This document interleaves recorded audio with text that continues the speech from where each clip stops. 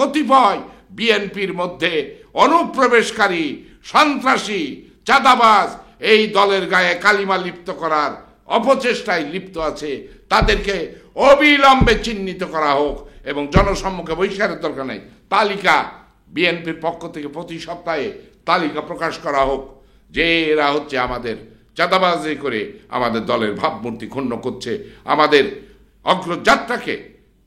শহীদ president Ziaur Rahman, দেশমাতা Khaleda জিয়ার সুযোগ্য সন্তান তারেক রহমান 31 দফা ঘোষণা করেছেন এই জাতির কল্যাণের জন্য। এই 31 দফা বাস্তবায়নের মাধ্যমেই এই দেশে একটা উন্নয়নের স্বর্ণ শিখরে বাংলাদেশকে আমরা নিয়ে যাব। যারা 15 বছর এই আন্দোলন সংগ্রামে বিএনপির বহু নেতাকর্মী 15 বছর আওয়ামী লীগের সাথে দালালি করে তাদের সহযোগিতায় ব্যবসা বাণিজ্যে ভুলে উঠেছে, তারা 5ই আগস্টের বিরাট বীর হয়েছে। তাদেরকেও চিহ্নিত করতে হবে যে এই দুর্দিনে আমাদের সাথে ছিল না। কারা তারেক রহমানের বিএনপির দুর্দিনে বাংলাদেশে সব থেকে নির্যাতিত নিপীড়িত পরিবারের নাম হচ্ছে জিয়া পরিবার। তার একটা সন্তানকে মেরুদণ্ড ভেঙে দেওয়া হয়েছে, আর একটা সন্তানের নাকের মধ্য দিয়ে পাইপ ভরে তার ফুসফুস ফুটো করে দিয়ে তাকে হত্যা করা হয়েছে। দেশমাতা বেগম খালেদা জিয়াকে একটা শাড়িতে তার বাড়ি থেকে উৎখাত করা হয়েছে।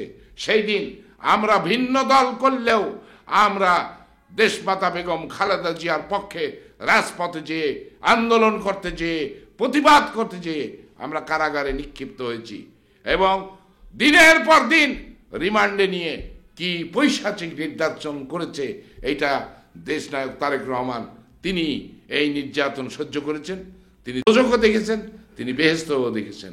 আমরা অন্য দল করে সরকারি দলের সকল সুযোগ সুবিধা আমরা ত্যাগ করে এসে এই জাতীয় পার্টি কাজী জাফর আমরা দেশমাতা বেগম খালেদা জিয়ার সেই দুর্দিনে আমরা এসে পাশে দাঁড়িয়েছি।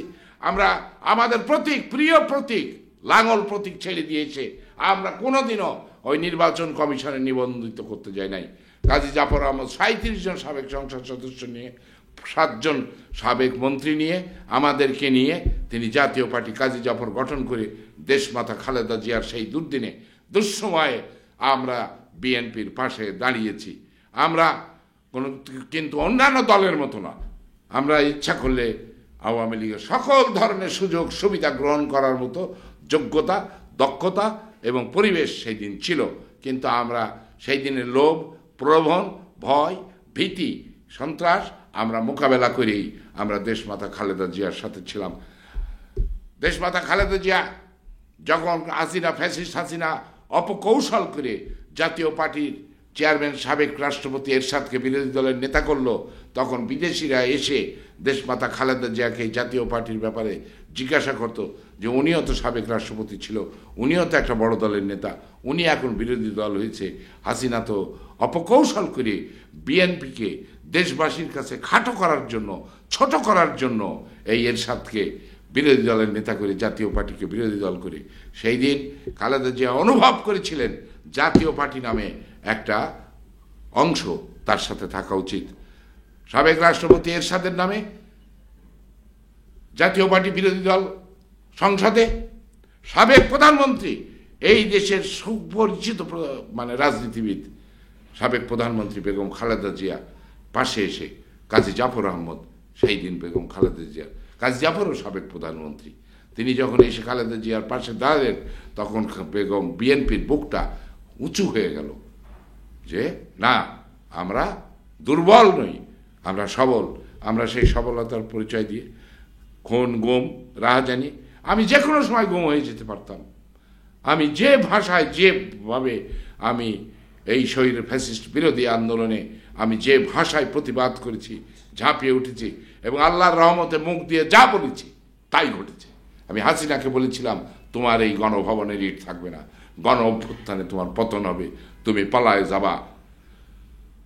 বলতে হবে বিএনপিকে ধন্যবাদ দিতে হবে, বিএনপিকে কৃতজ্ঞতা জানাতে হবে। দেশের এমন কোনো বাড়ি নেই যেই বাড়িতে বিএনপি নেই। সেই বৃহত্তম দল হাসিনা পালায়ে গেলেও সারা দেশে আওয়ামী লীগের কোনো নেতাকর্মীর গায়ে বিএনপি কোনো আঘাত হানে নাই। ওবায়দুল কাদের নিজে সন্দেহ পোষণ করেছিলেন যে বিএনপি আওয়ামী লীগ যদি পতন ঘটে 10 লক্ষ লোক মারা যাবে, 10 জনও মারা যায়নি। এই কৃতিত্ব বিএনপির, এই কৃতিত্ব জাতীয়তাবাদী ছাত্র দলের, এই কৃতিত্ব জাতীয়তাবাদী যুব দলের, এই কৃতিত্ব সর্বোপরি দেশনায়ক তারেক রহমানের। তিনি লন্ডনে একটা বেড আর একটা চেয়ারের উপরে বসে একেবারে ঈগলের চোখে তাদেরকে শাসন করে দেশে যাতে গৃহযুদ্ধের দিকে না যায়, দেশে যাতে আর একটা রক্তাক্তের দিকে না যায়, তার কঠোর এবং তার পরিচালনায় এই দেশে এত বড় অঘটনটা আর ঘটে নাই। এই জন্যে দেশনায়ক তারেক রহমান গত 1 বছরে যতগুলো ভাষণ দিয়েছে, দেশের আপমর জনগণের কাছে তা সাধুবাদ পেয়েছে, গ্রহণযোগ্যতা পেয়েছে। আজকে সেই নেতাকে বরণ করার জন্য, সেই নেতাকে ক্ষমতার মসনদে বসানোর জন্য এই দেশের কৃষক, শ্রমিক, ছাত্র জনতা, আপমর জনগণ উন্মুখ হয়ে বসে আছে।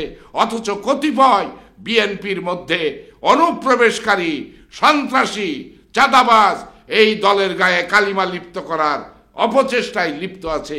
তাদেরকে অবিলম্বে চিহ্নিত করা হোক এবং জনসম্মুখে বহিষ্কারের দরকার নেই। তালিকা বিএনপির পক্ষ থেকে প্রতি সপ্তাহে তালিকা প্রকাশ করা হোক যে এরা হচ্ছে আমাদের চাঁদাবাজি করে আমাদের দলের ভাবমূর্তি ক্ষুণ্ণ করছে, আমাদের অগ্রযাত্রাকে। শহীদ প্রেসিডেন্ট জিয়াউর রহমান, দেশমাতা খালেদা জিয়ার সুযোগ্য সন্তান তারেক রহমান 31 দফা ঘোষণা করেছেন এই জাতির কল্যাণের জন্য। এই 31 দফা বাস্তবায়নের মাধ্যমেই এই দেশে একটা উন্নয়নের স্বর্ণ শিখরে বাংলাদেশকে আমরা নিয়ে যাব, এই প্রত্যয় আমরা ব্যক্ত করছি। জামাতের আমির একটা বক্তব্য বলেছিলেন, ভারতের বন্ধুত্ব চাই, ভারতের সহযোগিতা চাই। এটা নিয়ে রাজনীতি পাড়ায় বেশ আলোচনা সমালোচনা হয়েছে। প্রশ্ন হচ্ছে, ক্ষমতায় যাওয়ার জন্যই কি বাংলাদেশের রাজনৈতিক দলগুলো ভারতের মুখাপেক্ষী হতে হবে? ঘটনাটা হলো, আমি এটা বলবো যে 1972 সালের 10ই জানুয়ারি থেকে 2025 সালের আজকে 20শে আগস্ট পর্যন্ত যতগুলো সরকার এসেছে, আমাদের বাংলাদেশের প্রতিটি সরকার ভারতের সাথে সম্পর্কের উন্নয়ন চেয়েছে, সুসম্পর্ক চেয়েছে। কিন্তু ভারত সরকার পৃথিবীর মধ্যে একটা নিকৃষ্ট এবং ঘৃণিত সরকার তারা পরিচালনা করে আসছে। প্রতিটি সরকারই পৃথিবীর মধ্যে মনে হয় সব থেকে ঘৃণিত, নিকৃষ্ট মনের সরকার ভারতের প্রতিটি সরকার, প্রতিটি সরকার। একমাত্র মোরারজি দেশাই আর দেবাগৌড়া কিছুটা ব্যতিক্রম ছিল। তাছাড়া প্রতিটি সরকারই তারা এমনই একটা নিকৃষ্ট জাতি। তারা হিন্দু মুসলিম বৈষম্য সৃষ্টি করে তারা হিন্দুদেরকে ঐক্য ধরে রাখতে চায়। কিন্তু পৃথিবীতে একটি মাত্র রাষ্ট্রীয়ভাবে হিন্দু রাষ্ট্র আছে, নেপাল। সেই নেপালের সাথেও তাদের সম্পর্ক ভালো না। ভারত এমন একটা দেশ, তার প্রতিবেশী কোনো বন্ধু নেই।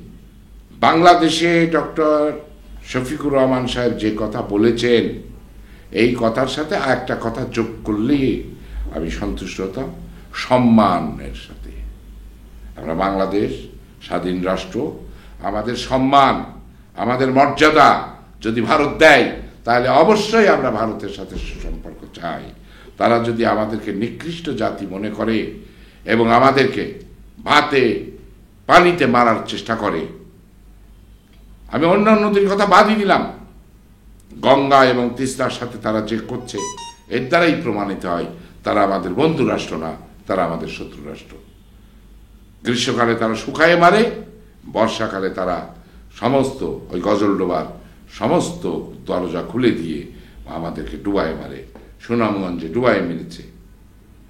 সুতরাং আমরা মনে করি যে ভারত, আমরা অবশ্যই ভারতের বন্ধুত্ব চাই, কিন্তু সম্মান এবং মর্যাদার সাথে। আর তা নইলে আমরা বুকের তাজা রক্ত ঢেলে দিয়ে আমাদের সম্মান মর্যাদা, আমাদের পতাকা ঊর্ধ্বে তুলে ধরে আমরা গাজাবাসীর মতো জীবন দেব, কিন্তু ভারতীয় আধিপত্যবাদী শক্তির সাথে কোনোভাবে আমরা মাথা নত করব না। এটাই হলো আমাদের এতে ডক্টর শফিকুর রহমানের মর্যাদা কিছুটা হলেও ক্ষুণ্ণ হয়েছে। ক্ষমতায় যাওয়ার জন্য এত লোভ ভালো না। নিজেদের আদর্শিক দল হিসেবে আপনাদের সম্মান এবং মর্যাদা, ব্যক্তিগতভাবে ওনাকে আমি অনেক সম্মান করি। উনি একজন বিজ্ঞজন, উনি একজন শিক্ষিত মানুষ, অনেক অভিজ্ঞ মানুষ এবং পরহেজগার মানুষ। উনি সপ্তাহে 6 দিন রোজা থাকেন, 6 দিন রোজা থাকেন, আল্লাহর বিশ্বাসী মানুষ এবং তিনি একজন উচ্চ স্তরের ইসলামী মানুষ বলে আমার বিশ্বাস। তার অর্জিত পুণ্য আমাদের দেশের মানুষের শান্তি আনবে, এটা আমি আশা করি।